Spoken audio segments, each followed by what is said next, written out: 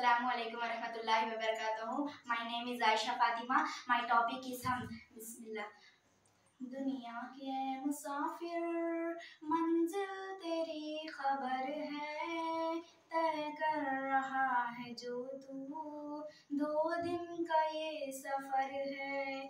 जब से बनी है दुनिया लाखों करोड़ आए, बाकी रहा न कोई मिट्टी में सब समाए। इस बात को न भूलो सबका यही हशर है, दुनिया के मुसाफिर मंजिल तेरी खबर है।